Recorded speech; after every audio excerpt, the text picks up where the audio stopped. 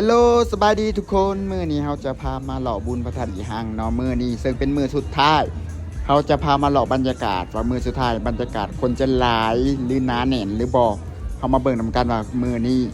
จะมีหยังพิเศษเนี่ยทุกคนเข้ามาบอกเลยว่าคนโคตรหลายเลยทุกคนมื้อสุดท้ายก็คนโคตรหลายคือเก่าเลยนี่บ่ตอนทำมิตรเฮาว่าวางแผนกันไว้ว่าเราจะเข้าไปเวียนเทียนก่อนเนาะทุกคนเนาะเวียนเทียน3รอบอยู่พระธาตุอีหังเนาะนี่ก่อนจะเข้าไปบอกเลยว่าคนโคตรหลายเลยทุกคนไผมาตอน6-7 โมง8-9 โมงโอ้บอกเลยว่าคนโคตรหลายเลยทุกคนคนนี่อัดกันเลยเพราะว่ามื้อนี้เป็นมื้อสุดท้ายเป็นมื้อวันศีลเนี่ยนะทุกคนก็จะพากันมารวมตัวกันแต่ละแข่งนี้เฮา2 คนก็พากันถือธูปดอกไม้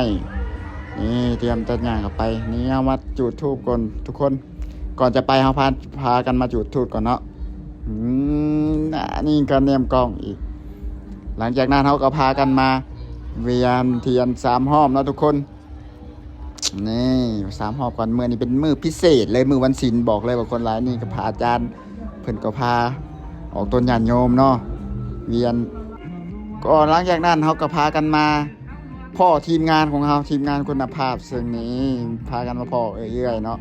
หลังจากนั้นเขาก็พากันมาซื้ออาหารก่อนจะกลับบ้านจุ่มเพื่อน2 คนก็พากันเอาอย่างนี้เอาอย่างนี้เอาอย่างนี้นี่